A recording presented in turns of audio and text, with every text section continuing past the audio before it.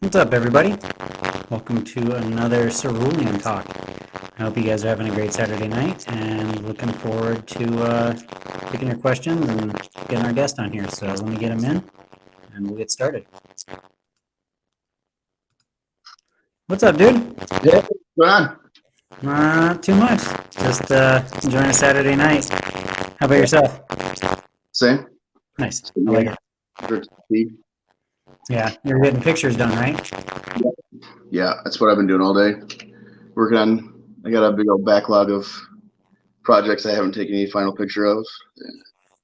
I'm gonna try. How are you? What are you shooting with?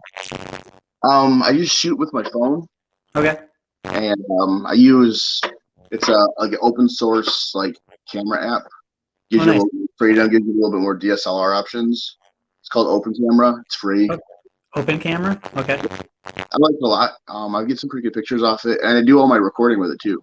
Oh, nice. Yeah, I would definitely say like you're getting good pictures off of it. It's got good detail and yeah, it's good. It I don't know how much it optimizes the camera. Supposedly it optimizes it. But I like it. It's been doing a pretty good job. Nice. How long have you been using it for? At least a year. Okay. At least a year. When I first started shooting for my YouTube videos, when I found my YouTube channel, is when I found it. Okay. And then I shot really good video, so I just kept using. It's solid. Yeah, I mean, I think that really kind of is a testament to like you don't need fancy cameras to take really great pictures of your builds and stuff. In the bridge between like what your phone can do and what a DSLR, like the price point is huge. Like you have to, what your phone can probably do, it's going to cost, I don't know how much, it's going to cost quite a bit to get a camera that can do better. Besides the fact that a DSLR is going to have a bigger sensor, so it's not going to get as much shake. You're going to get clear pictures easy, but. Yeah, mounted to a tripod and things like that. But, I think also too, like light setup and things like that go far, and just kind of an understanding too, like being able to get more of a depth of field. And for sure. The nice thing about filming is most of our desks are also bright. Like, you got most people have good lighting. It's like that's the one thing you should spend money on a desk is lighting, because your colors could look weird and just stuff like that. How many lights do you have on your desk? I got this big thing. I've been using this for. And then I got another one over here. Oh, nice. I love this thing. I think it's called just Daylight brand. I don't even know if they still make them. Okay. I've had it probably 5 years. Nice. It's got a good like swivel to it. Yeah, I mean it goes all over the place. The head rotates. It's good. It's solid. I've been using it for about 5 years. Nice. I have an architect light that's similar to that, but it doesn't have that type of mobility on it. It's probably similar though. I mean, it's not super expensive. I think you paid about $100 for it. Nice. Awesome. I mean, good lighting's worth it. I mean, especially when you're getting like the little details and stuff. Yeah. Did you photograph your cerulean build today? I haven't. I'm working on it. I'm debating what backdrop I want to use, and I'm working on it because I'm done with the Ryzen Panzer. Done. Yeah. Videos are edited. Done. So I'm probably going to do that tomorrow. Okay. Unless, because I don't know. I had a white backdrop, but I don't know what happened to it. So I'm going to go out and buy that, or I'm going to use that gray that I used. I showed you with the Ryzen. That gray was nice. Yeah. I just had it. I bought it forever ago, and I was like, I have one of those like light absorbing cloth backdrops, and they're nice. They're just too. I don't know the word I want to use. A little too dramatic, I guess.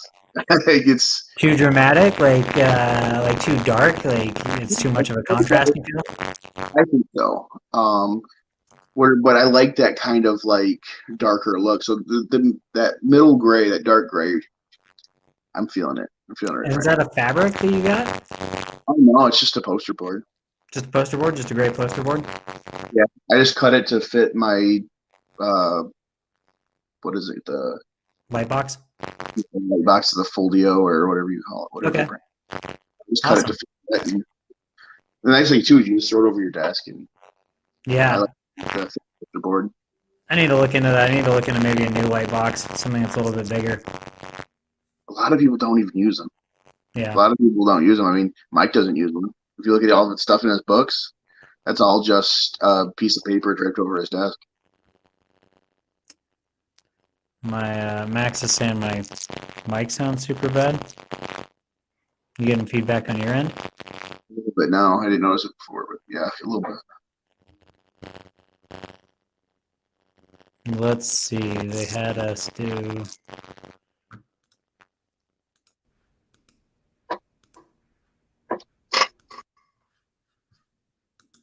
Typically, it's turn the echo cancellation on and back off, or off and back on. Sounds good now. Did you change anything? Sounds good now? Sounds good for me. Okay. Max, how we sounding?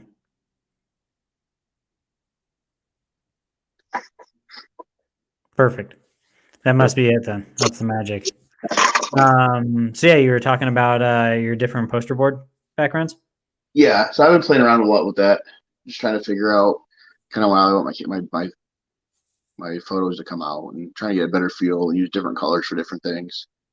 I think I showed you this guy on Twitter, goes by Texas Factory, and he uses all sorts of crazy backgrounds. He has some of the best pictures out there. I mean, just killer stuff. Okay. And he used blue, red, green, all sorts of crazy stuff. So yeah, I just been playing around with it, but I like the grays. I'll probably keep using that. Find a lighter gray. I like it. Yeah, it's fun. The grays are really nice. I think they don't compete with a lot of the colors that are in the builds. And that's the thing is like a lot of my stuff has a lot of color in it, like a lot of color. A lot, and, yeah. And because that's really like the main reason I started weathering. It was because I just wanted to put more color on the model. I just playing with color. But I got a lot of different colors on there that it's information for different things. Like I want it to come out. And that Ryzen Panther was a bitch to photograph. It's that light yellow Dunkelgelb color, and then the dust colors were even lighter than that. But I couldn't like really push the bookends on that because you can't go much lighter than the fucking base color that I used. Yeah. So unless I wanted it to look white, but I didn't want to do that, and so trying to get that to come through, which I think I'm pretty happy. I think with the close-ups, it really comes through. Yeah, it definitely really comes through. It looked really nice. There was one close up you shared today, and you could see all of that little work, which was really nice. Oh, it's like the arm. I think like the elbow. I think. Yep. Mm-hmm. Yeah, I like that one a lot. I've got a couple ones I like better, but I'll post them soon. Nice. I finished it probably about a half hour before we jumped on here. I finished editing them. Oh, nice. Awesome. I didn't have to edit much. A little bit of the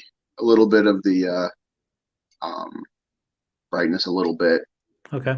Because it is a dark background, so it did take away from it a little bit. So I had to pull that up a little bit and a little bit of the contrast just to get some of the stuff to pop just a little bit more. So yeah, definitely. No, they look great. Excited to see what you do with your cerulean build too. Yeah. All the other pictures, I'm like, you got 5 projects. I'm like trying to trace back all the projects that you've been working on. And 3 of them are the little ones. It's 2 of them are the Gundam artifacts, and one of them is that little 1/35th scale. What is it? The Quez. It's the machining Kriegers. Oh yeah. Okay. Mm-hmm. I don't know anything. I'm new to machining Kriegers. I'm not sure how to pronounce most of it, but yeah, it's a little flying guy. I butcher all the names. Was that from one of those Gatchin balls? Yeah. Super Mecha sent it to me. Nice. That was fun.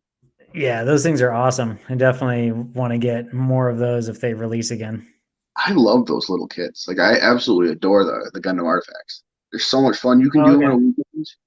You can do them on a weekend. I haven't done one yet, no. Yeah, they're great. You should. I definitely recommend one. If I have an extra one, I'll send you one. Let me see what I got because I've got a couple of them. Okay. Because they're super fun. And you can probably do one in a weekend. And nice. They have so much. They're really little. So what I like about them is they really push like your basic modeler skills, like your seams, you're fixing seam lines and sanding stuff up and making it look good. And then there's so much detail packed into it to just try and pick it all out. They're fun. That's cool. Yeah, they look really cool, and people have done some amazing stuff with them. Oh yeah. I've just pretty much put them together and painted them. I haven't done any of the craziness that I've seen people do. Put LEDs in them and stuff like that. One I want to do is I want to get another one of the Dom Tropins Okay. and do the you ever seen the art book uh Solomon Express? No. There's a mobile suit in there called Jupiter's Ghost. Okay. It's check it out. It's super cool. Essentially a Dom that doesn't have legs, a bunch of stuff that floats over it, the huge cannons, like Oh, other stuff. nice. Okay. It's really cool. It'd be pretty much just the chest of the Dom and then scratch building the rest. But it'd be That's cool. Yeah. cool. That'd be super cool. Would you put it out with like asteroids? Huh? Out with like asteroids, like out in space kind of thing? Yep, absolutely. Yep, With the yep. moon dust and stuff? Yeah. It'd be fun. Space weathering is cool. It's cool. That's one I've been studying a lot because obviously I do a lot of space stuff. Um, and I've come to the conclusion that it's really similar to desert weathering. It's Mm. kind of in the same vein. Like with desert weathering, it's very minimal color palette because there's minimal environmental colors. It's sand, and whatever the crew puts on there, and whatever the machine spills on itself. Yeah.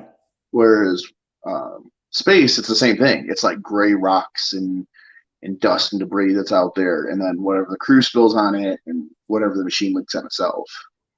Yeah. Whatever fluids it leaks from a panel and things like that. And Everything leaks. Every like machine out all of you're right with like the dust because so much of the dust that they've collected, the moon dust, there. is so fine.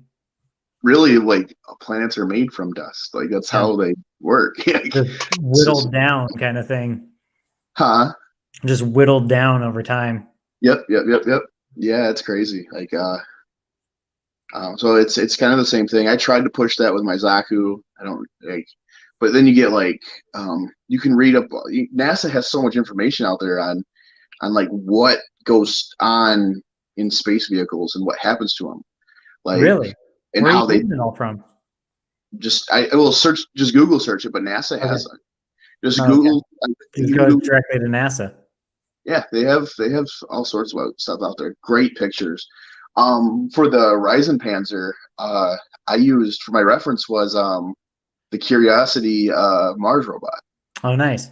Yeah, I found they had pictures. It's literally the little guy taking a selfie of himself climbing after he climbed a mountain, and I just used that. It was cool. It's cool. That's There's awesome. some cool stuff out there. Yeah, I mean, and it totally makes sense, and it shows like that you used, your reference because again, your details are really nice in it. It's really important. And the problem with Mecha is obviously we don't have. You can't just go and find mechs. You know, what I mean, you can't just find pictures of mechs, but like, Mike talks about it a lot. Construction stuff is really good. Um, Aircraft, space yeah, vehicles, yeah, there's a lot of reason to believe that a Gundam or a mobile suit would weather very similarly to how you see like a fighter jet. It's they're yeah. scissor. They're covered in panel lines, and they're gonna obviously everything gets dust on it. Well, they have boosters and stuff too, so it's gonna be There's going to there's be gonna be a leak. lot of that force and how debris is hitting it at moving at a fast speed. And then once they start flying and shit like that, I mean, it's game over. That's just a Oh, for square jet plane flying through the air. for sure. And then there's just it's I would argue there's even though there isn't like exact references for Mecha, there's so much to pick from. I Yeah. mean, like I said, go find pictures of like from the legs to like the knees, you can use just construction equipment, and then you go up just aircraft and paint fading. There's a lot out there. There's a lot out there. It's fun to tell a story through that. I think it's just difficult a lot of times with 1/144 and 1/100. It's just such a big scale. It is. It is. You just got to be. Um, Really, I kind of lean on the dust. That's what I've done so far. It's kind of been my crutch. I'm going to try not to do that the next time I do like that scale. But you almost can't go out of scale with dust. Everything gets super dusty. It's Yeah. just how it works. I mean, you see pictures of massive pieces of equipment and they're covered up to almost the top with dust. Yep. It's just this the world we live in, and so you can lean on the dust, you can lean on the panel lines. It's like when you the hard part about that is the chipping and like streaking. Okay. Like you can't have a massive streak running down. You got to have these little bitty, tiny micro streaks. Such tiny chips kind of thing. And even then going back with like a toothpick and breaking it up even more. Yeah, I don't even I additive chipped my Zaku. I'll never do it again. I will never do hand express chipping on a 144. It was so like Just so tedious. it is, and I was using like acrylic on lacquer, so I could just go in and erase it. Yeah. But I would do a whole piece and then one little fucking dab, just a little too big. Erase all that. Oh shit, I erased all this. I got to go back, dude. I'm all about what's the word I'm looking for? Like hairspray chipping. Okay. Reductive. That's the word I'm looking for. Okay. That's where I'm at with it anymore. It's a lot, even though it's a little bit more of a pain in the ass to fix, but a lot of times the stuff fights you enough where you get better. Yeah. And then especially with the mission models paint, where you don't need anything, just get a wet brush and you can do your chipping that way. Especially like the machining trigger stuff, where you want your edges to look a little worn than chip. In my opinion, I think it looks a little better. Oh, nice. Are you gonna stick with like 135 and 120? You think, or are you gonna do some? I'm gonna go all over the place. I got a Gundam model I'm doing here in a little bit. Oh, nice. Yeah, I'm gonna use it to kind of kick my channel back off, and then I think I'm gonna do a couple GunplaMu 144 scale models. Then I'll probably start diving back into the 120 scale, do some Machine Krieger and stuff. Nice. Kind of just whatever the fuck I want to do. Yeah. It comes down to. Yeah, that's the fun about it, right? Yeah, and playing with the different scales, like it works different. It's got its own different challenges. Like the smaller scale stuff, like the 135th scale stuff, like you have a little more like play, but to me, you kind of got to be a little bit more detail oriented. Yeah. You want your stuff to really come through, because that's the canvas you have. You have that, whereas the 144 scale, you can kind of get away with really little minimal stuff and still look really detailed. Yeah. But again, it's so easy to fall out of scale with the 135th, the 144 stuff. Yeah. I was thinking about that. Huh? Oh, and I was gonna say, and you could argue that 1/100 is easier, but that's marginal. That's marginal. If you do the scale math on the chip size, so I did it not too long ago on bolts, like bolts and rivets. Like a bolt on a 144 or a bolt on a 1/100, like they're not much different. There's not one different, like millimeters difference. Yeah, So, you jump to like 1/72nd, then yeah, you're starting to like jump in scale. But that's a big jump, though. From 1/100 to 1/72, that's a big jump. yep. And what blew my mind is the jump from 1/35 to 120. Yeah, it really changes. I love 120. If everything was made in a 120, I would just constantly be getting 120 figures and. Yeah, I'm looking forward to that. That's the one I haven't got that big yet, but I'm working on it. I think I'm gonna do that raccoon here soonish, and that'll be my first 120. That's a 120, right? Yeah. Yeah. You'll really like that, I think. There's a lot of like room to play with, and like it's big enough where you can add chips and dings and things like that of all sorts of different sizes. Oh yeah, and you can really, to me, I think like those, like you can really play with like the story elements, like the spilled coffee and we talked about before, like you can do all that kind of stuff. Smoking a cigarette and you can really play with that fun, because that's. So I when I started weathering, it was because I wanted to put more weather. I wanted to put more color on the model, and then I found like how the storytelling element plays in, and then I just went crazy. Like that's when I have the most fun. Is when I start, get the oils out, and I like start just kind of just conducting, Yeah. Okay, well, it's gonna drip here. Okay, like little simple things, like with my scope dog. I was going through, and one of the legs I wanted to splash more because I wanted him to like rip through a mud puddle on that side of the leg, and just the one of the mechanics keeps spilling his coffee, and the pilot's always pissed off about that, and so he's always slamming the hatch door when he gets in, so the hatch door is a little more fucked up, and that stuff's just a blast, man. This stuff is just so much fun to me. Yeah. It's just like I feel like you need, Max was saying, like accessories are so hard to find. Like you just need a 3D printer. Mm-hmm. Or like maybe, is it O scale? I think O scale might be larger than 135. I think so. It might be 124. I don't know if it's 120 all the way, but that would potentially be an option for certain things like mechanics tools and things like that. I don't know. Is it Mosquito Works who does the crazy Make scenes with Oh, all the tools and things like that? Just these beautiful little workshop vignettes. yep. Oh man, those are so nice. Are you talking about he did that like We Go repair shop? Is that the same guy? He might be. I don't think. Maybe I'd have to check. There's a guy out there, and he did this like We Go, Mechatro. Yeah, that repair shop's amazing. Dude, every time I look at it, you see something new. Yeah. It's incredible. It's absolutely incredible. But I think that's 135th scale.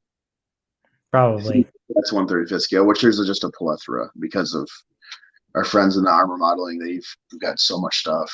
Yeah, there's a ton of stuff. Well, with 3D printers too, you can just get so much stuff in that size. Yes. Yep. Yeah. I just need the room. I've thought about it. Getting a 3D printer, and because STLs are so. I mean, there's so many STLs out there. So many, like full kits. Yep. Like all my hover drives are just from these Oleg files. They were like $5 or $10 for 500 files, and then you can just combine stuff. I think the files actually make one giant mech. Oh, really? That's Yeah. awesome. That's cool. Like there's guns and things like that, and legs and different kind of like armor sets, and it's wild. Like you can really get crazy with it. It's a really good time to be a modeler. There's so much stuff out there, and there's so many talented people. So many talented people making stuff. Yeah, it's really fun to see. And there's some guys that are working on stuff that hasn't even come to the surface yet. That's going to be super awesome. Nice. Yeah, there's some really talented guys out there. There's do you follow Endmaker? Yeah. Okay, that aerial Gundam he did. Somebody 3D printed that. That's open source. It's a $10 STL file. I have it. So crazy. Yeah, it's a 1/100 scale aerial Gundam. And it's so nice. Wow. I saw there's I think 120 and 135 Titanfall STL files now. That's awesome. Those like are cool. Open cockpit, all sorts of stuff. Yeah. Oh wow. Yeah, I'd be into that.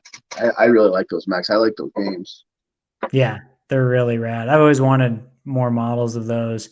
There's another modeler who scratch builds all the stuff that does kind of some Titanfall, but they're more organic looking.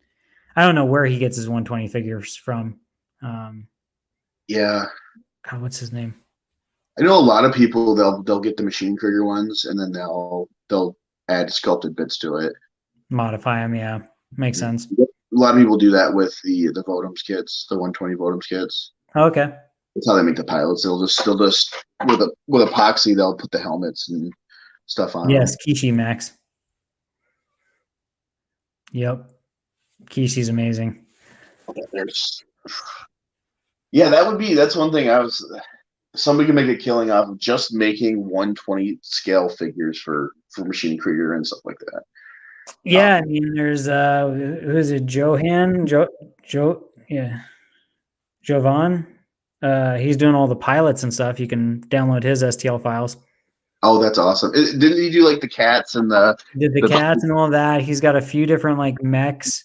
I think he came out with like more of like a insect looking mech recently, and then he's got another one that he just was showing off the other day. It's like a 4-legged, more kind of organic or spider looking mech. Oh yeah, that's awesome. There's just it's just a good time to be a modeler, man. There's just so much cool shit going on. And then, it's the one thing that COVID brought was that so many people were sitting at home and they had no choice to be creative. And it made some cool shit. You got some cool shit out of it. Yeah, for sure. Yeah, there's a lot of people, a lot of innovation, things like that. Max is saying he printed a bunch of his stowage and accessory items, and they're great quality models. Oh, that's awesome. Yeah, that's great. There's one of his. It was one of his first ones that came out. That's a 4-legged mech that I really want to print and build. It's almost like a peanut with legs. It's awesome. Oh, that's awesome. Yeah, 4-legged mechs, man. They don't make enough of them. There's not enough of them floating around.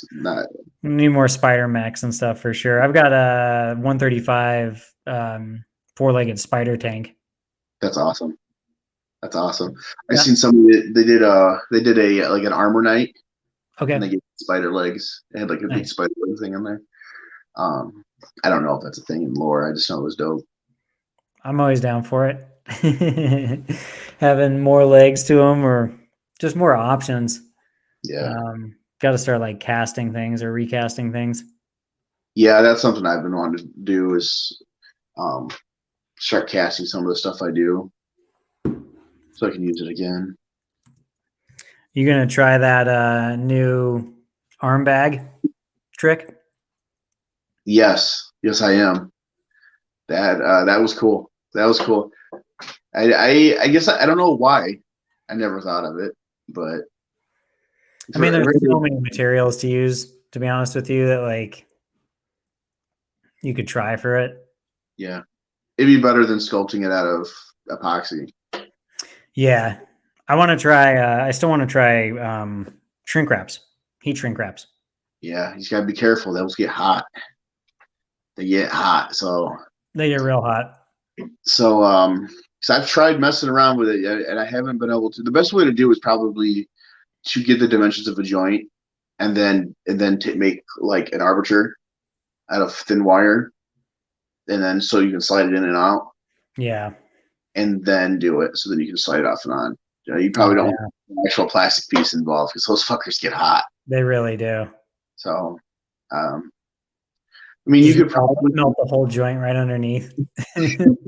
Yeah, this cool looking joint cover, but the joint underneath it isn't. It's like, yeah, looks all like our just skinny, and they're like, "What's wrong? Like, is that like the skeleton? It's a needle." Yeah. Yeah, but I just did the joint covers for that scope dog out of epoxy. It's a fun process, but I mean, as soon as you do it, it's limited. Like you have to paint the whole arm, and if I wasn't hand painting it, it would have been. I don't know how I wouldn't masking that would have been a pain in the ass. Yeah. Or you would just. He tried putty tonight, and it was a frustrating modeling experience. Oh, it can be. Or the most frustrating modeling experience he's had. Yeah, I can imagine so. Epoxy is epoxy putty. Epoxy putty, if you don't go in kind of with a working knowledge on how to sculpt it and what you're using it for, it's a bitch. Like, I really like it. It's your best friend. You gotta let it harden a little bit, right? Yeah, and you gotta let it harden for a little bit. There's man, I should find it. There's a guy though, if you're interested in it, there's a guy on Instagram. He does, or not, sorry, not Instagram, on YouTube, and he does custom Warhammer stuff. Okay. Like, and it's all like green stuff and no different epoxy putties. He's got all sorts of videos. He's got a couple of really useful videos that really break down that like curing window and window work shit. Because like if you're doing like fabric, you don't want to just lay the thing down and then start working it. It's going to be way too soft. Yeah. You're hard, and it's going to start curling on you. But if you give it about half an hour, if you put it on where it needs to go, and clean it all up, get it nice and smooth, so you have a nice blank canvas to work on, and then you wait about half an hour, and then you start poking the folds and stuff in it. It's a lot easier. It's a lot easier, and it doesn't stick as much. I think that's probably like the hardest thing, right? Is just how sticky it can be. Vaseline. I know a lot of people say water all day. There's a guy, Gun Bro. He's the Korean machining career guy. He hand paints everything. Yep. and he just takes a little bit of Vaseline, and puts it like right here in his hand, and then runs his tools in it. You just need like a super micro thin amount of Vaseline. It runs Yeah. for free. So you don't have to keep dunking it in water, and then, oh shit, I didn't dunk it in water. Now I just stretched the piece I didn't want to stretch. I like it. Huh. I mean, you're gonna have to wash the piece before you paint it, obviously, but Yeah, of course. I do that anyway. So I think most people do. Have you found that it like changes the overall curing time at all? Not that I've noticed. Okay. I don't know if I'm experienced enough to answer that question well, but Yeah. I don't think it affects it. Okay. Yeah, I was So just wondering if like having the Vaseline over the top of it. Well, I guess not, because by the time you're working it, essentially the surface is dry.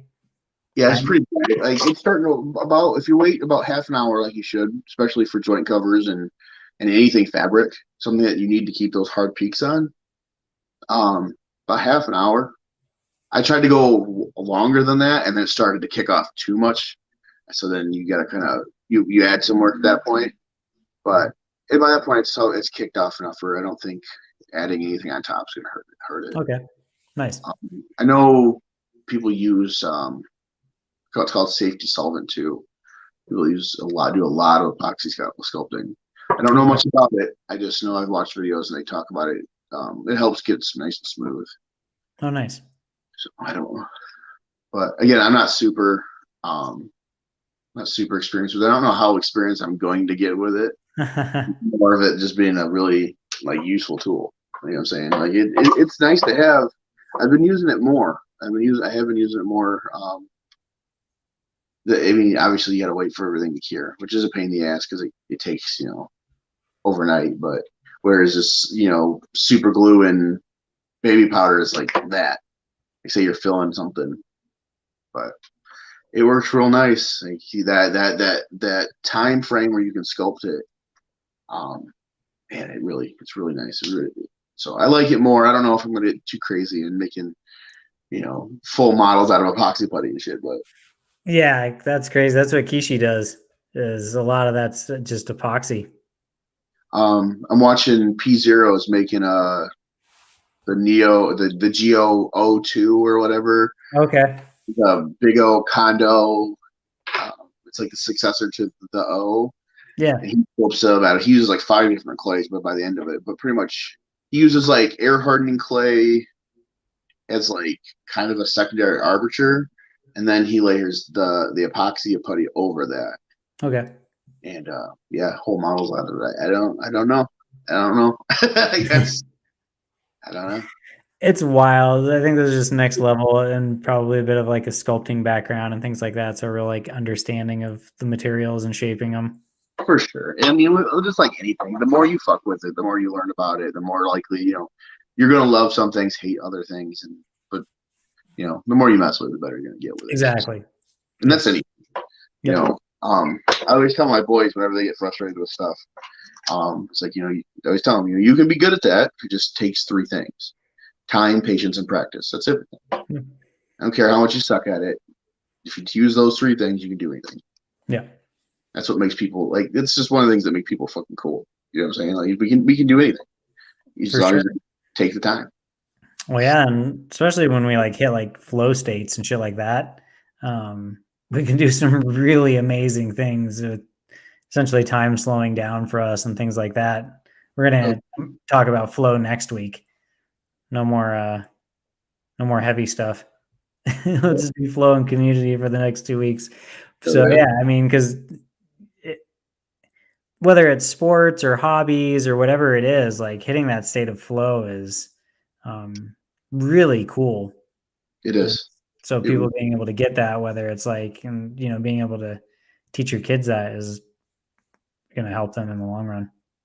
well, I was like, I was almost 30 by the time it clicked for me. A lot of beating my head against the wall and shit I wanted to learn how to do. So before modeling for me, it was fighting games. That's Okay. what I learned how to do. And a lot of this beating my head against the wall. I'm never fucking gonna get good at this. Why do I waste my time at it? It's like that attitude is what was kept me from being good, like really good at it. I got okay. I learned a lot of cool stuff from that though. Like one thing you learn in that I think is translatable into the hobby from fighting games that a lot of Uh-huh. people ignore is practicing specifics, right? So say I play, say you're a Chun-Li player and you got a bad matchup with, I don't know the shit anymore, so I'm just gonna say Ken. Say Ken's a bad matchup because of this one move. So you want to learn how to defend that thing. So you'll have the dummy just do that thing, and you'll fucking practice just that thing for like hours to get good at it, to learn how to defend it and how to. And that's translatable into the hobby because, again, let's say we're talking about Boxy Buddy. People say, "Oh, I tried it." Well, by trying it, they mean they went and they started a model, a whole model, and they got to the point of sculpting. Let's say sculpting joint covers, and they fucked it up. It was the first time they ever did it. They have no reason to have the expectation that they should have done it well, but because they fucked it up on that model, they're like, "Oh well, fuck, I hate this. I'm never doing it again." But they have a box full of models they don't give a shit about that they could have practiced that on. You know what I'm saying? Like that specific skill practice, I think is just as important in the hobby. If you want to, I mean, if you don't give a shit, that you don't have to give a shit. It's not a big deal. But if you do, you should take time and practice those things before you apply it to your $150 model. Yeah, well, I think you were saying you talk a lot about mules, right? Paint mules, Yeah, practice mules. dude, I've got just behind me. There's stacks of parts I've practiced shit on. Stacks. That's just the ones I haven't thrown away yet. Yeah. Or I think it's super important to mule your stuff. I think it's super important to. I mean, people do spoon tests and stuff to see if their colors work, but once you get to a certain experience level, you already know, right? Like Yes. you know what blue, reds, and yellows you're going to use on your next Gundam kit because you found your favorite ones. Right. And then you get into like what we do. You get into more weathering stuff.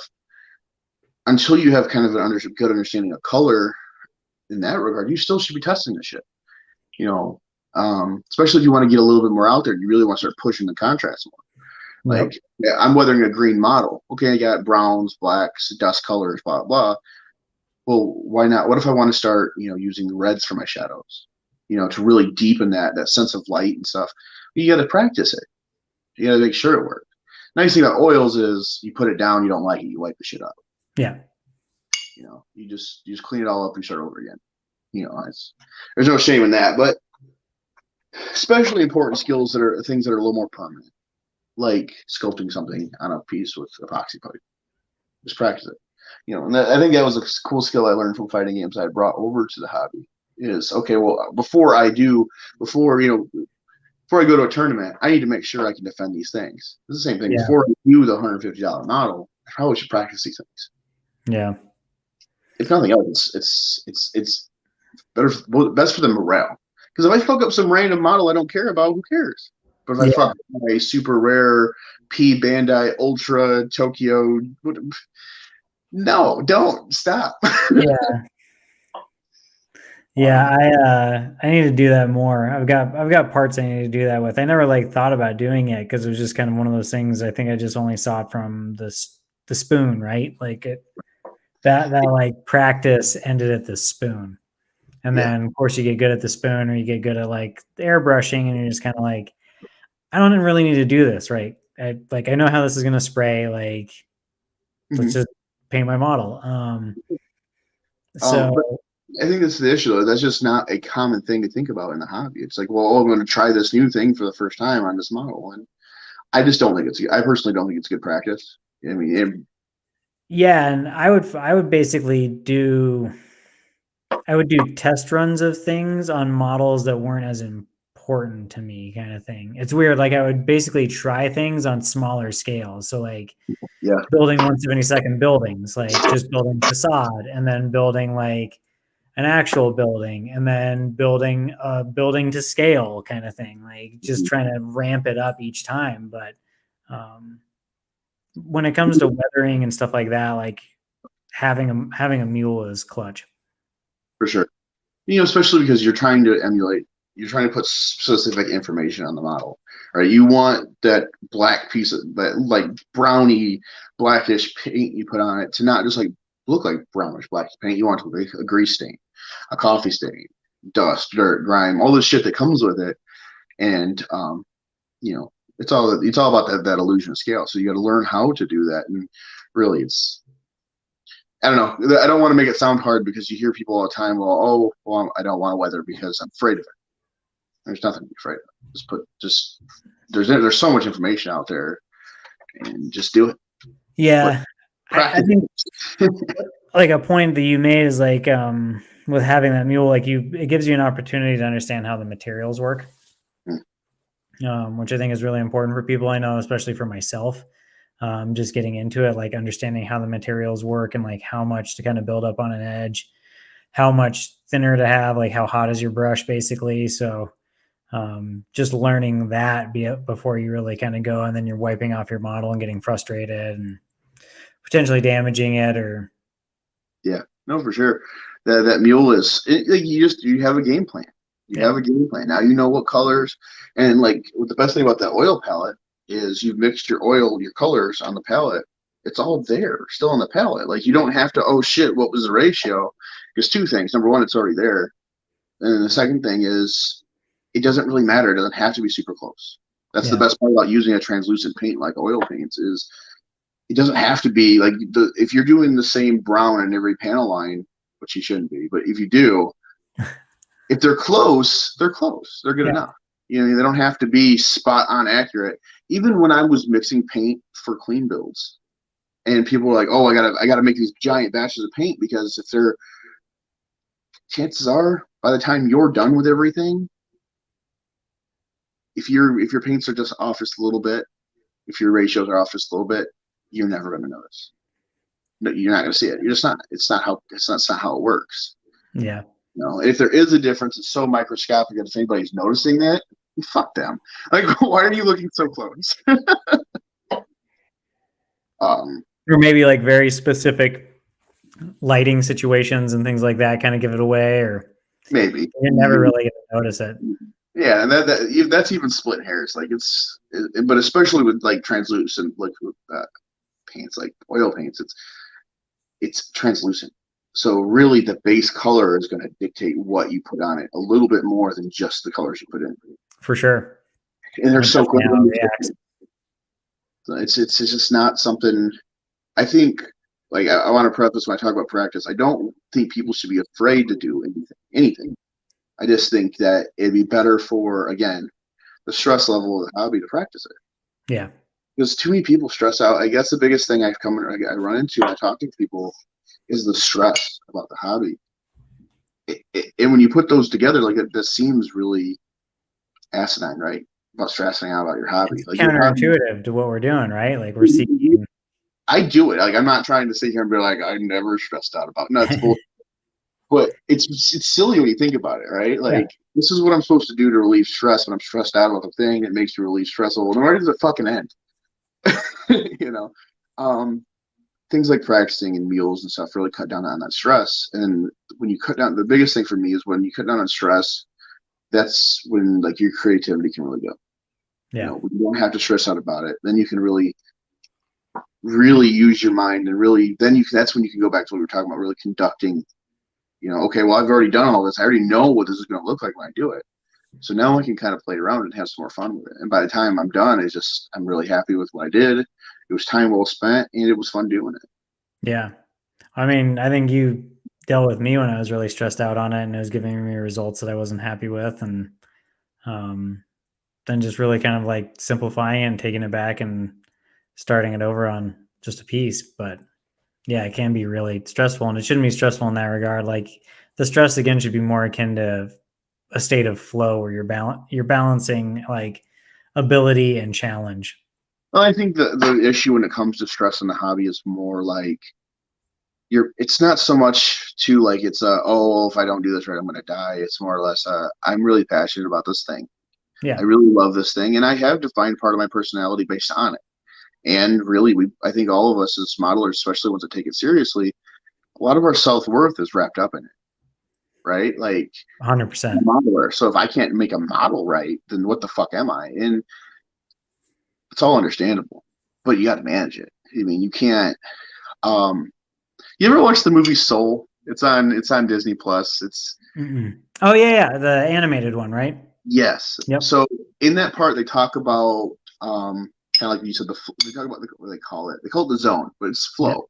Right? When people they get into a thing and it puts them in a state where it kind of puts them in a halfway in the lore of the show, it puts them between like a halfway place between the living and the dead, like the spiritual realm.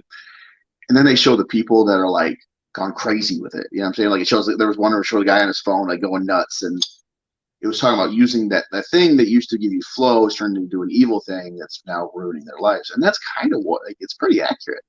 Yeah. I'm saying, like, if you find something you really love and it puts you in a good place, and then you go too far to where you obsess over it, and I mean, I think we've talked about it, like about this time last year, I was there, like I was about done. Yeah. I was about to do the hobby. I was probably, and it was, I was so obsessed with clean builds, and my clean builds had to be as clean as possible. And I would micromanage everything I did and every little bitty part of the process that I was doing, and it just really sucked the fun out of it for me. I bet. It was I made some cool stuff. Yeah, you made some beautiful stuff, but yeah, I think to your testament about being like, I have to micromanage every aspect of this process now, like from how dirty the studio is, like dust mitigation, like all of these things, like, oh, I fucked up there, so now I've got to strip it and redo it because Yeah. Oh, and I don't do that well. I don't do that well. I don't do the whole. I've got to do all these steps all over again. Like to me, I'm free. It's like I just want to say fuck and throw it away. Like I'm done. Hate it. I hate like redoing you're going to stuff. be a mule. Yep. Yep. You're going in the mule pile now. The mule bucket. And you know, the dom I did for last year's Cerulean. That was the last claim build I did. Yeah. Maybe I did one other one. I think I did do another GM, but nothing serious. Yeah. And, Yeah, it was right towards the end. Definitely Cerulean last year was right when you were stopping kind of doing clean builds and starting to do weathered stuff, trying it. or You also took a bit of a break too. I did. I took a really big break. Yeah, because the Dom wasn't my original project. And that got fucked up. So then I had to.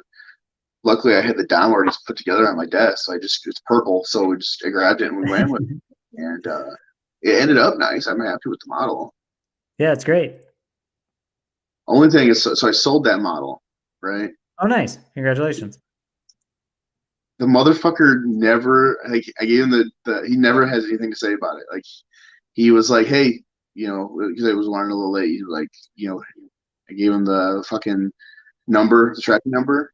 Yeah. Expecting like all I wanted was like, hey, I got the model, thanks. No, Nothing. my fucking model disappeared into the void. I hated it. I hated it. I was so upset. Well, one of your models has a shelf in my case, actually. It's awesome. Right I'm super happy. there. Yep.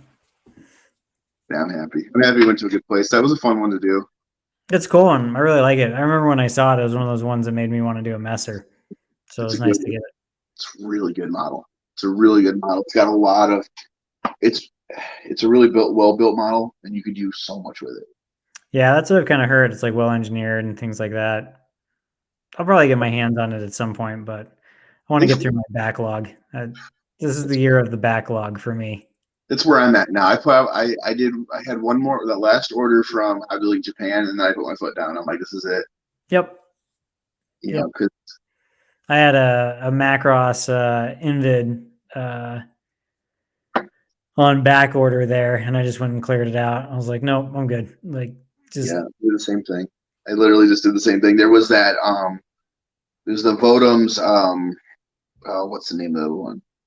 It's the pink one with the Gatling gun arm. Oh, okay. Yep. I had that in there, and I just said, nah, we're done. We're done for a minute. It'll be around eventually. If not, it's not. Yeah, I didn't even get the recent Make release either. Yeah, I think we got anything or whatever, the Meshui. Oh yeah. I definitely need to get through some of this backlog. I built a pretty decent sized one, and I even sold some shit. And it's still a little much. Yeah, that's how I feel. So I'm just like, I've got enough. There's some stuff I'm really excited about, especially getting into more of like the oils and stuff like that. So this stuff's fun, dude. It's a rabbit hole, and the oils are super fun. They're super free. you got everything you need in this little cardboard pallet this big, and you can do washes, you can do filters, you can do panel lines, you can do, I mean, anything. It's a really, I love it. I love it. You know, it's got a, just like I said, it's so much versatility. I even like, so it's hard to tell because I didn't do very well with the good, like the color separation, but I did like some like extra light stuff in the scope dog eye with Oh, oil. nice. Yeah, it was all with oils. It was I painted it red and then I kind of like gradiented pink into a white. It didn't turn out that great, but it's there. It's more Nice. information. It's there, and I did it with oils. Like I love oil paint. Yeah. That one that model I showed you, that the guy did the plastic bag for the cover. Yeah. He just painted that fucker white, and the rest is oil. Yeah, all that blue and all the accent stuff. He literally just spray painted that thing 2 different shades of white, and then did everything else with oils. Wow. Okay. Yeah, that's gold. I want to do that. I want to do that. I'd like to do that with something like the Shin Matsuma, like Zaku. Oh, yeah. That would be fun. Something white, something that's already white. White ones are hard. I, Yeah, I, I hate doing white, but I kind of want to do more white after the bloodsucker. yeah. The next one I'm doing is white because I'm gonna do just a straight up Gundam, tricolor for the first video. Nice. So it's gonna be white. I've been practicing a lot of white, White is pain in the ass. and it's hard to get a lot of like because it's like it's a pain in the ass to put down, and then you gotta weather it, and then it's like how do I get that visual interest you want, and it's really hard. Well, also I think too with like fades and things like that, because like with my bloodsucker, it so quickly went from like a really nice cream to this like muddled brown red because the oils had turned more into a wash. Yeah, it's common. It's really hard to get. To be fair, like I've got pictures of like white vehicles. The dust looks pretty yellow on Yeah. on white vehicles. Shit, that one picture I sent you, that was literally a vehicle in my lot at work. Yeah. I just sit there. Yeah, I was Um, happy with how it turned out. I looked at some stuff too, but I think it's a really tricky color. This BMW that I'm working on, I think might be white. I think it turned out really good. And white's hard. Anything white is kind of. And winter's another one where it's got kind of a limited palette. I mean, because you're Yeah. dealing with it's in snow, so it's always getting washed a little bit. It's not going to accumulate a ton of dirt. I don't even know if I'd say it would even, unless it was in the hangar, accumulate a lot of dust and stuff. So Yeah. it's a tricky one. Yeah, Winter's it's definitely tricky because it'll dry and like there'll be like salt lines and things like that, or like tide lines kind of thing. yeah, it's one that's worth exploring, but it definitely seems It's definitely tricky. one of the harder materials, especially doing like dioramas with snow materials and things like that. I think that whole setting is a lot more difficult. I think that's cool though. Like I'm really interested in desert doing more desert. Like I kind of cheated the last. I've only done one desert, but it was a Mars setting, so I had tons of color to use. Yeah, But I wonder if like what type of desert materials are out there because it's actually this snow material. If you put it down and then painted it brown, it would be a great sand, hmm, like a 135, 120 sand kind of thing. sand's a weird one. That's a weird Sand's one. hard. Especially like I was talking to somebody about it was Gunpla Luke. He was talking about how he was getting shit from people because all of his diorama scenes are always hangers. Okay. But he's doing Gundam. He's doing 100. What else are you gonna fucking do? Like, what the fuck else are you gonna do? Like, it's really difficult to make a scene in that scale, especially like say you're doing a sand. Like, you do the scale math on a grain of sand, and the difference between like the sand that you've got on there and the sand, the size of a grain of sand would be in 1/44 scale. You're looking at like they're like pebbles, like sand's like beach balls compared on 1/44 scale. Or Yeah, one, like you're not, yeah, you're gonna, at that point, you're just gonna make slopes. yeah, yeah.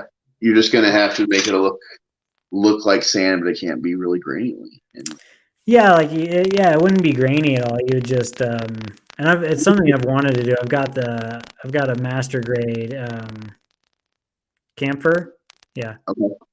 And I want to do. I saw like a desert version of that a long time ago that That'd be really cool. inspired me. I wanted to do like a desert version of that. There's a guy on Twitter. I'll send him your way. He does a lot of dioramas with Gundam, and there's some pretty decent books on it. Yeah. Wild River's got 2 books out now. Okay. That's his thing, is the dioramas with. I think he also uses 1/100. I'm not really Yeah.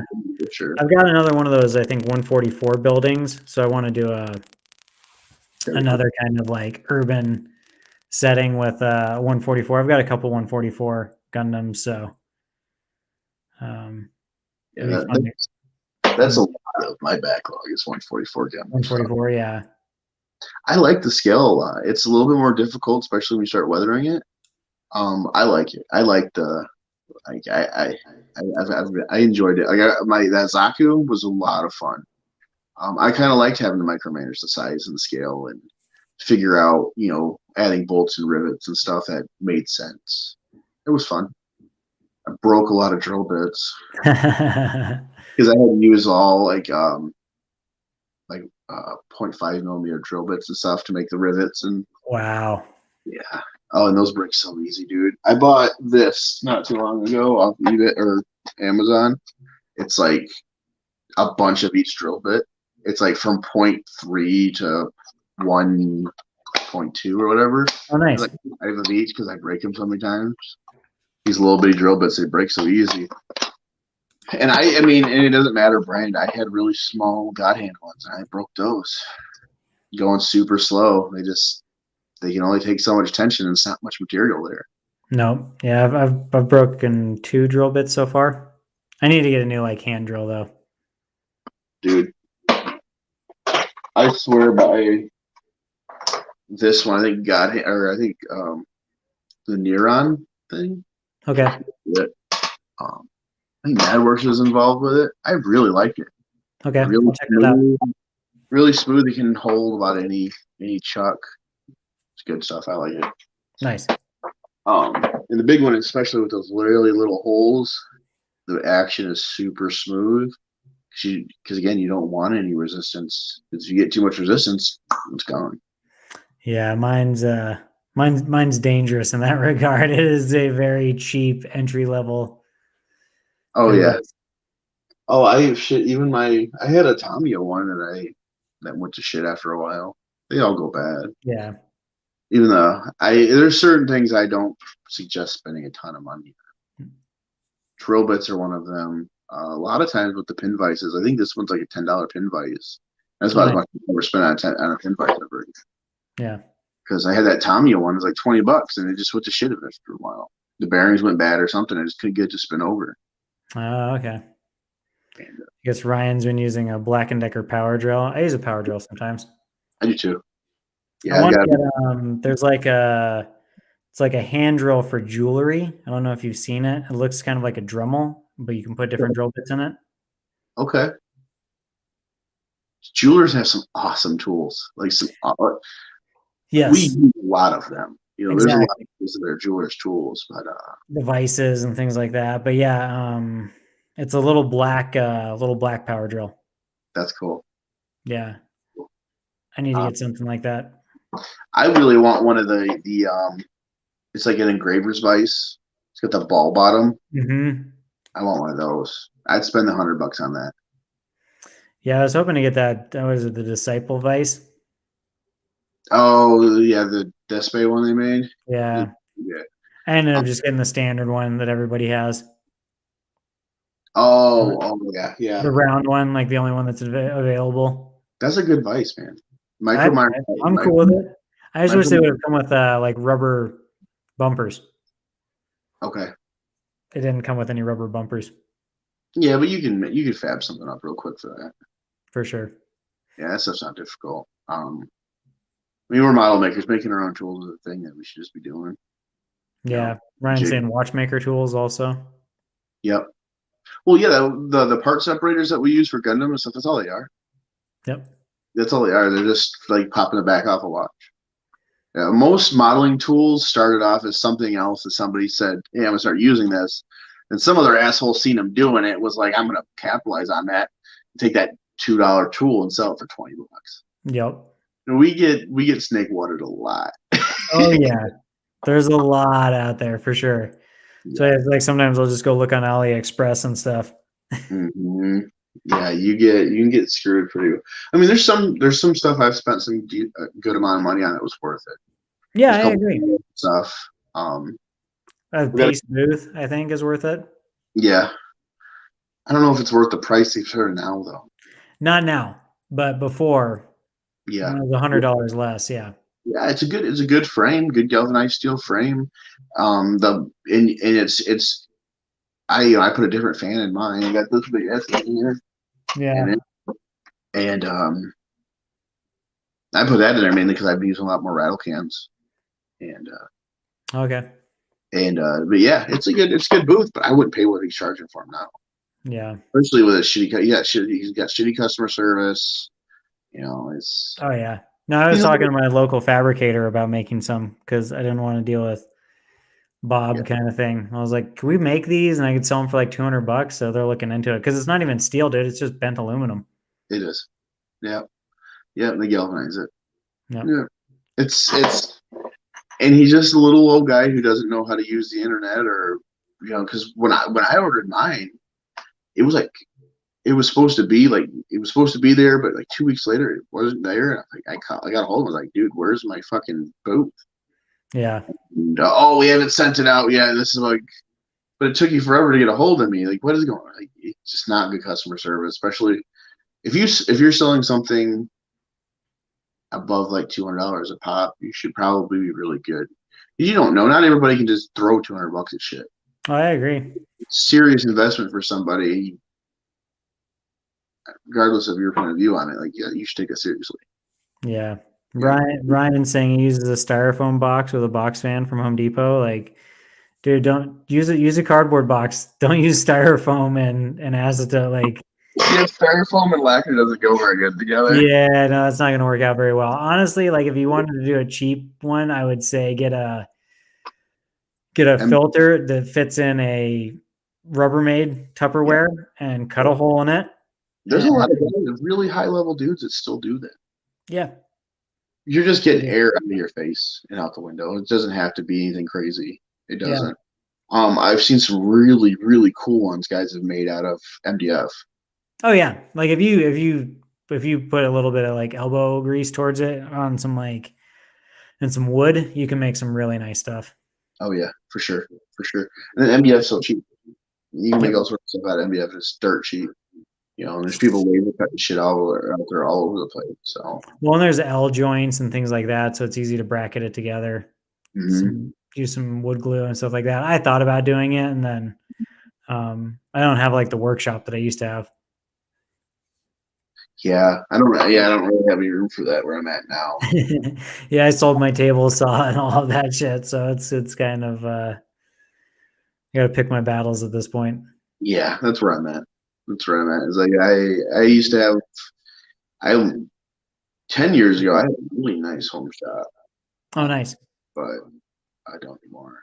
Yeah, our first place, it was a great shop. It was an unfinished basement, so I just built a huge long workbench there, and I was able to keep the chop saw and all that down there. So that's awesome. Hell yeah. It was nice, but it's gone the days. There'll be a day again when I have a nice shop. I'm just happy with the bench space now. So yeah, that's right. I really like how we've been here about a year now, but I really like my setup here. I got tattoo ink shaker the other day.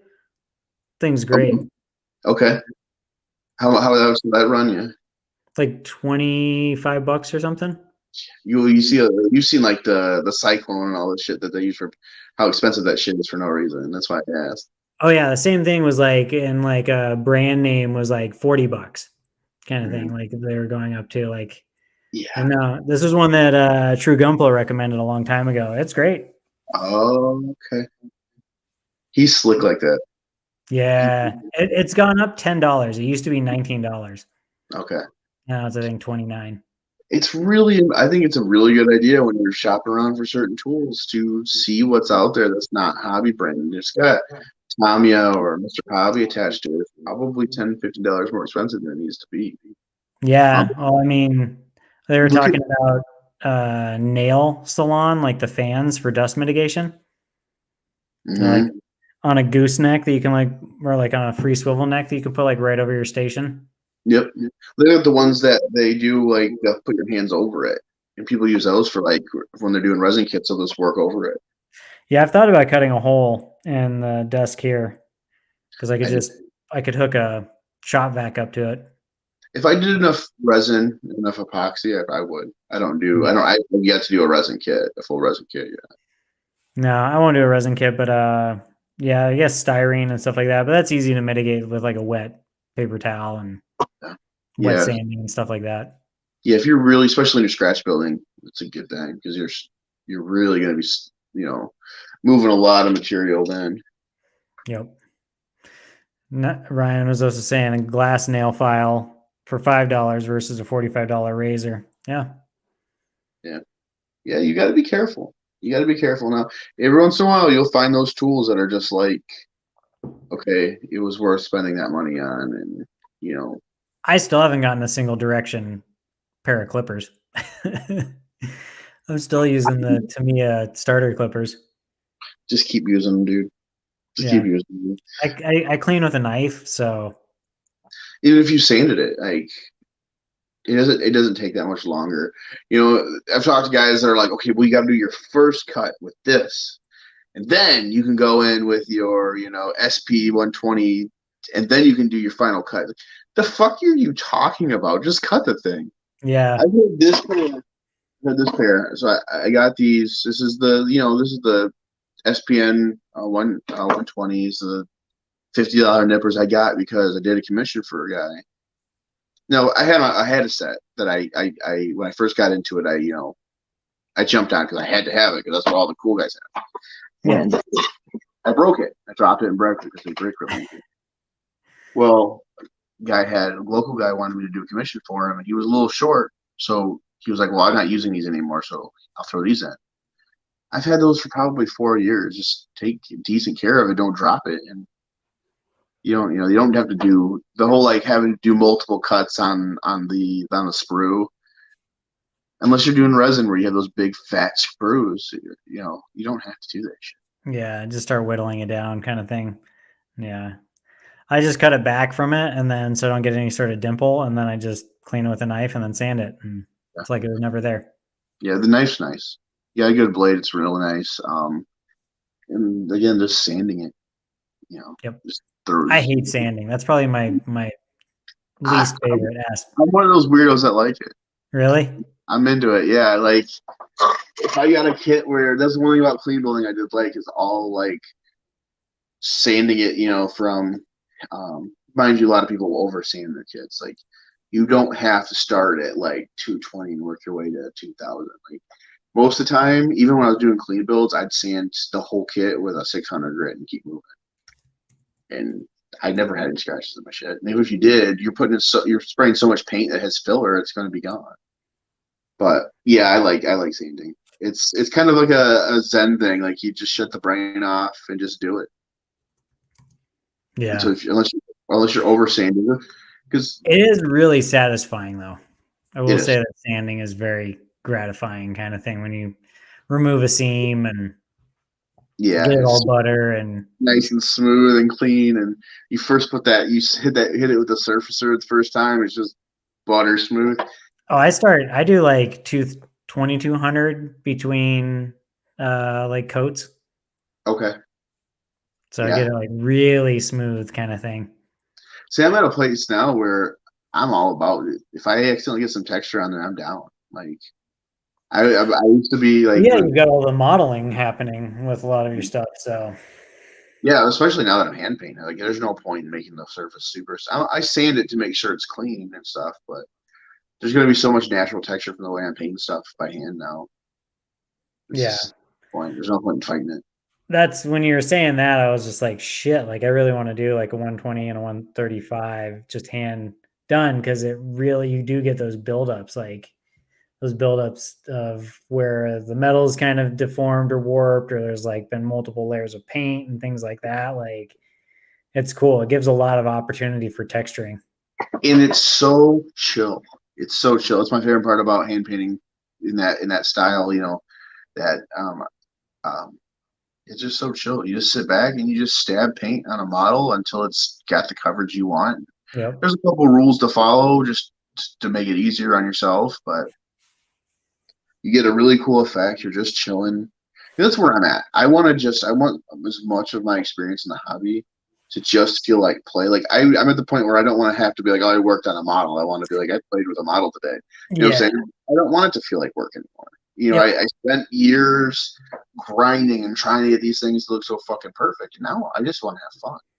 Yep. And now that I'm having fun and just enjoying it, I'm putting out, in my opinion, I think I'm putting out better work now. For sure, because you're having fun. Your stuff and your your rate of growth is substantially more. Because and you just can't do that. You know, like you just can't grow if you're stressed out. It's just, No. I mean, we're just not designed that way. Yep. You obviously there's overcoming adversity and all that shit, and you shouldn't be overcoming much adversity when it comes to building your model. It's Engaging in a hobby, like it shouldn't be adversity. It should be chill. It should be fun. Like if I could preach anything anymore to like, if I go talk to myself from a year ago from last time we did this, it's the biggest thing I'd say is chill the fuck out, have fun. Who cares? You know, stop over grinding it. Stop over. Well, I gotta have this done. And then at the time, you know, I was starting my YouTube channel, which I've done nothing with for almost a year, and it was like, well, I've got to do this. And I've got to have these many videos out this month. It's like, why? Fucking why? yep. Like, I'm not gonna make. You're never gonna make. You're not gonna make $1 million as a gunplay, you know, modeling YouTuber. You're not. And that's another thing. The big fucking thing that drives me crazy in the hobby is people that have this idea that someday they're gonna be able to cash in. Yeah. And you have people like EA Gunpla, right? The guy's great. He's a super nice guy. I've talked to him quite a bit over on Twitter and stuff like that. He's a good guy. Even he'll admit the only reason he can make a living off of it is because he's in fucking Malaysia getting paid in American dollars, which is a huge, huge exchange rate. Yep. So he's getting paid way more than what me and you would if the same person was paying us based on exchange rate. Yep. It's the same thing with G Studios and stuff like that. Those guys over in Malaysia. It's a huge exchange rate. Just stop it. Stop getting into shit to cash in. I hate. Yeah, I think it's a symptom of the hustle culture that It we've is. all been indoctrinated with over the years, that you gotta monetize everything, right? Like, and let's be honest, like for a lot of people at a certain point, that seems like a perfectly rational concept given inflation's cost of living, things like that. Like, so people are like, okay, well, yeah, like if I could bring in some extra income, that sounds great, kind of thing. Yeah, that's and even that's a different concept of like the trying to cash in idea. You know, like trying to like make a living off of the thing. You know, the quickest way to make you hate something is to be employed to do it. You know, I mean, Yeah, I mean, for the most part, yeah. I think there are instances where you can do things as like a side business, like if you have the energy totally. um, to and enjoy it, right? Like, I was talking to Pabs the other week, and he was talking about how much like built sideways and critical builds and all of these other things going on in his commissions and stuff like that. Like it's work for him, kind of thing. Mm-hmm. At a certain point, but he loves it. Yeah, I talked to him a little bit about that before. When I started like the YouTube channel stuff, and I asked him like, "How the fuck do you do this?" And he doesn't sleep. Is really the answer. He's a machine, yeah. And there's nothing wrong with it. My point isn't that people shouldn't make money off of it, because that's not how it is. I actually think people should make a little more money off their.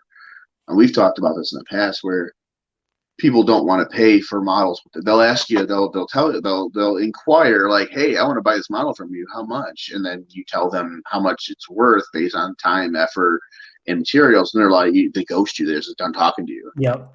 You know, you don't see that in like the art world. No. But I think you see a lot of people get into, especially Gunpla. You see people get into it with the idea that they're going to eventually cash in. And I Yeah. think the problem really comes down to is we have this idea that you're not good at something unless you can monetize it. Yes. That's so much horseshit. Like it's so much horseshit. Like drop it. We just all need it. Everybody needs to drop it. It's not true. Yeah. You know, how many people that like most people know this about me. Like I pretty much live on the Japanese side of Twitter. Like I love like the Japanese side of the modeling community and Twitter, and you don't see those guys talk about that shit. They don't care. They don't care. And again, kind of goes back into when I was in fighting games. There was an interview with a guy named Justin Long, and he went over to Japan. He spent some time over in Japan, and the guy was really good. And they asked him, like, what's the difference? Like, why are the Japanese always kicking our ass? And the biggest thing he said, it was mentality. Like in American culture was around it, it was if me and you went to a tournament and I beat you, like fuck you, scrub, I won, and you walk out the door. And in Japan, they'd approach you later and be like, hey, this is what you did wrong. I'm at this arcade at this time. If you want to, come hang out and I'll teach you how to defend it. Yeah. I think you even see that in this hobby a lot where people they just want to be good and they just want to be better than everybody, so they don't have that sense of community. Whereas if you see like the Twitter side of things, you translate, they're always helping each other. Yeah. They're always hyping each other up. Like my favorite thing is they'll have a comment to say to somebody, but it'll start with "Thank you for all your hard work." Yeah. And then they go on like for no reason. They're applauding this person for. I know how much work you put into this. I appreciate that, and this is why I'm asking you. Like obviously, there's probably some things lost in translation, but the biggest difference between us and the Japanese is mentality. Yeah, and I completely agree with that. I mean, I always say that when my wife and I watch Great British Bake Off, and they're all So nice and that's helping fucking each other and shit like that. Like it's just this camaraderie versus like get out of my fucking fridge, like an American cooking absolutely channel. Yeah, love that fucking show. I it's so love good. Great British Bake Off, and it's exactly that. Is Paul Holiday, right? Or Paul Hollywood. Hollywood, Paul He's the Hollywood. mean judge, right? He's the fucking mean judge, and he's awesome. Yeah, He's awesome. Like actually, I learned something. There was an episode I watched, and it was really profound. Like I was watching it, and I thought about like for my own stuff, like my own art was this younger guy was really stressed out about what he was about to make. He was really worried that the judges weren't going to like it. And Paul Hollywood, again, the mean judge, walks up to him and was like, make it exactly the way you want to and do your best. It'll turn out great. yeah, It's like, fuck yeah. That's something we always think about. Like, just do your best and make it look the way you want to. Don't yeah, worry about what other people say. It'll work out better for you. yeah. Well, I mean, and I think there's a good amount of people who do follow that, but there's also, as with anything, when money gets injected into it, and all of a sudden there's kind of like fame and fortune that are like available. Like people can either get into it for like those reasons, or even like shift gears. Um, and all of a sudden somebody who you're like, yo, like you're kind of chill, and now you're like Mr. Like, go get a sponsor and look at me, and here's me and my sponsor, and you're just like, yeah, so like I don't want like that's cool. I'm glad you got a sponsor, but like I don't want to be advertised to. Like we're Yeah, and I can tell you right now from being somebody who's had sponsorships, they aren't worth shit. They don't do it. no, they're I had a definitely really not. good Like, I had a really good one that was actually monetized, and it still wasn't anything. It wasn't a yeah, sponsorship. Like when an athlete's sponsored, they're being paid enough so that they don't have to do anything else. When we get sponsorships, we're getting paid to be a piece of their advertisement. I mean, yep, that's how they do it in sports too, but they're not paying us enough to model for a living. yeah, I had a pretty good, before it was mostly the only reason that we lost me and all the other people who lost it because he just couldn't do it anymore, financially because of COVID and everything. But it was a great system. It was a great setup. He was great for us, but still, when you think about like sponsorships and see pro athletes and stuff, they're not worth shit. Not. No, and it's a hustle. Like it's a hustle. Like people are like, oh, so and so sponsored by this and sponsored by that. Yeah, like you don't understand that. Like that dude's got to fly like halfway around the world just to go shoot a shitty like shoe commercial for this country kind of thing. Like it's there's so much about it that people don't understand, and I think that that's like the problem is I think if they understood it more, I think they'd be less inclined to be like, that's what I'm gonna do to make some extra money kind of thing. I'm gonna get sponsored. Like I get that this hobby is like expensive to pay for. Um, as most hobbies are. Like most hobbies are you have to cost. Like there's a cost of entry kind of thing. I would argue, as far as hobbies go, we're one of the cheaper ones. You know, Yeah, yeah, I think for sure. I mean, definitely if it's in like, I think that kind of works for and against us, right? Like, it is cheaper, so then people end up with like $150 hobby link order versus just like one, like building the kits that they have or getting a pair of $50 nippers or things like that. Because so and so uses, a $50 pair of nippers or told them to go get a $50 pair of nippers because they're sponsored by so and so. yeah. And so it's just, yeah, it's, I don't know, working in advertising, it definitely is difficult for me to kind of, uh, like I understand it and I get it, but at the same time I'm like, yeah, I don't want to be peddled to. Like we're already forced to shit 3,000 advertisements a day, easy. You go to a grocery store and you'll pop out that real quick. Yeah, yeah, it's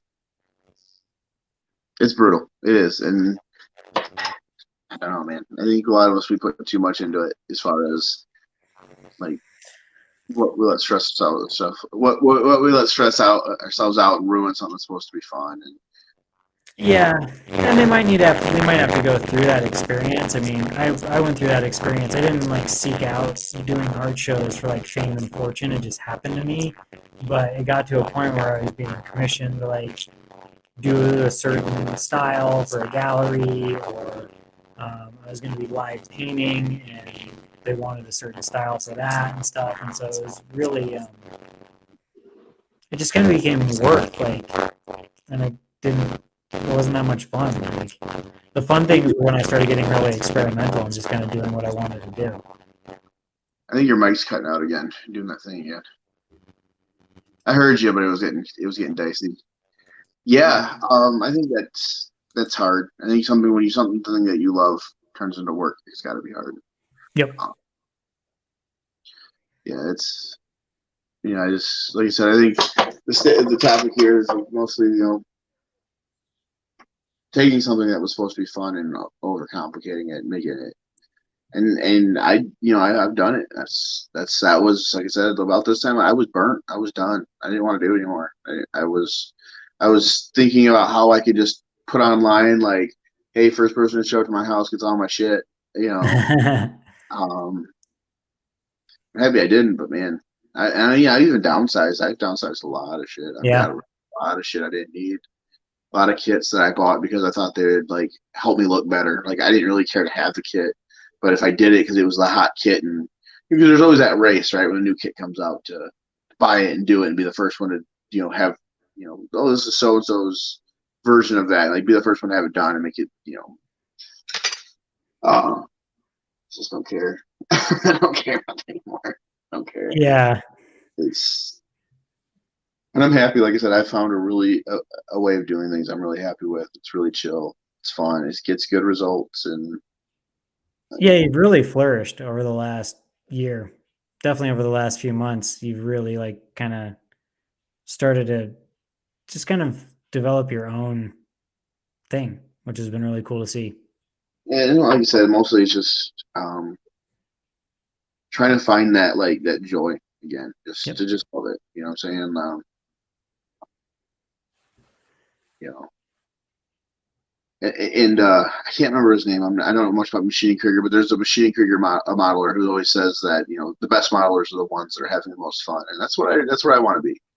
That's what I want to Yeah. be. I just want to enjoy it. I don't want to be stressed out about it. And even with doing starting the YouTube channel back up, like if I don't get to a video for 2 months, I'm sorry, I'm not gonna. You don't owe, like, even then you don't owe people content. I guess the No, worst you thing don't. that's the worst thing that's ever happened to art in general is the concept of content. Like, it's not content. Okay, it's not fucking content. If you went to go talk to great artists from history and you told them about how they had to make content, they'd laugh at you. Yeah. They uh, like, my favorite artist is Basinski, right? He just was a chill dude. I guess, if you watch anything about it, he was just a really chill guy. And you watch it, you look at his art, it's just these dark, awful, like, depictions of post-apocalyptic hellscapes. He literally was quoted saying, "You guys are thinking too hard into it. I think this shit's funny," in his own way of saying it. That's pretty much it. Like, Yeah. to explain to that guy about content and having to pump out content, he'd laugh at you. Well, yeah, but like, I think as times have changed, unfortunately, and especially like a product of an environment, a competitive environment, all of a sudden people feel like, I think even just at a subconscious level, like they're not even aware of it, but they just feel this urge that they have to keep putting something up, like they have to stay relevant and shit like that. And it's like, Well, in competition, in no way is necessarily a bad thing.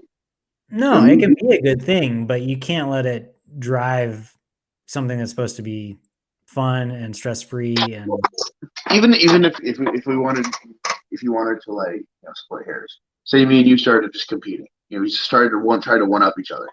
If yep. we would do it in a fun way to where it was just pushing each other to build a better community, or to build just a better skill cap for other people, that's totally fine. Yeah. But if it's, competition, and this is what it ends up being in the modeling community, because again, nobody's really making any money off this shit. No. No, it's a dick weighted competition. It's, I'm taking my little plastic robot and trying to make me prove that my dick's bigger than yours, instead of it just being, I take pride in the amount of work that I've done and I enjoy it. Yep. That's what it comes down to. Where it doesn't need to be that way. It doesn't need to be that way. If someone, and you don't see it a lot. Again, I think what we're speaking about is kind of like a very small amount of the community, but you see it. You see it on Instagram, all the fucking drama and stupid shit that comes out of it. It's like, why the fuck what's wrong with you? Yeah. No, people just have too much time on their hands, and I don't know. I think get a little bit of cognitive dissonance, weird hills to die on, shit like that. Weird hills to die on. That's a lot of our culture here in America. Is there's a lot of weird hills that people are willing to die on. Yeah. A lot of very weird, selfish hills, I would say. Yeah, Um, we're but kind of in a place where we're all predisposed. Like, being a little more self-centered is kind of part of our, again, like we're talking about, like, marketing yourself and being self-centered. Everything, content and attention is a big part of our economy. it's You know, conditioning. It's conditioning from an environmental exposure standard. yeah. And I think the weird hill I'm willing to die on is just have fun. Just stop. Just fucking stop. Just stop. And tell you, Yes. somebody who has worked way too hard on some shit that don't matter Yep. and stressed out and lost sleep over some shit that don't matter. Yep. Um, for Yeah. sure. Just have fun's a good one. Mine's just be a good fucking person. Yeah. If you're not a good fucking person, fuck you. Fuck off. Yeah. If you're not, then just stop and go away Yeah, from it. just stop, leave. I Go don't fuck. go figure out how to be a good person and then come back. We'll talk, like I don't fuck with nobody really. I have a handful of people I do, and it's because you don't negatively affect my life, so we're hanging out. Like, I I appreciate it. I appreciate hanging with you. hell yeah, hell yeah. Well, cool, man. What do you got planned for the rest of the night? I'm probably gonna go to bed. Nice. Well, we'll let you get to bed. I know it's late over there, so Yeah, it's about 11:30 here. So. yeah, man. Well, thank you for your time tonight. Hey, no problem. Thanks for talking to me. Yeah, man. I'll be around tomorrow if you want to hang out on Discord and build or something. For sure. Sure. I'm off all day tomorrow. So. Awesome, dude. All Have a right, great buddy. night. Hey, you Thanks. too. Cheers. Later. Later. Thanks, guys. Thanks for joining us. And yeah, we'll be back next week with another talk.